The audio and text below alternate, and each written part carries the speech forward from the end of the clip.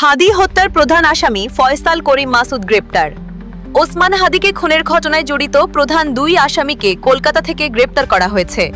আটককৃতরা হলেন রাহুল ওরফে ফয়সাল করিম মাসুদ এবং আলমগীর হ্যাসন। বনগাঁও সীমান্ত এলাকায় থেকে তাদের গ্রেপ্তার করা হয় বলে জানা গেছে। খবর পশ্চিমবঙ্গের গণমাধ্যম এই সময়ের। তথ্যমতে 12 ডিসেম্বর রাজধানীর পল্টন এলাকায় মোটরসাইকেলে আসা হেলমেট পরিহিত দুর্বৃত্তরা ইনকিলাব মঞ্চের মুখপাত্র হাদিকে গুলি করে এবং এতে তিনি গুরুতর আহত হন।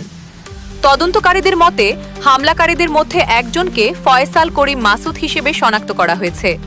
অন্তর্বর্তী সরকার তাকে গ্রেফতারে সহায়তার জন্য 50 লাখ টাকা পুরস্কার ঘোষণা করেছে। ঘটনার সঙ্গে সংশ্লিষ্টতার অভিযোগে এর আগে ফয়সাল করিম মাসুদ, তার company Apple soft IT limited এবং তার পরিবারের সদস্যদের সকল ব্যাংক হিসাব জব্দ করা হয়েছে। এর আগে সিআইসি কর্মকর্তা বলেছিলেন, ঘটনাটি ঘটাতে কোনো অর্থায়ন ছিল কিনা তা নির্ধারণের জন্য তদন্ত চলাকালীন সম্ভাব্য কোনো অর্থ স্থানান্তর বা গোপন করা ঠেকাতে এই সিদ্ধান্ত নেওয়া হয়েছে।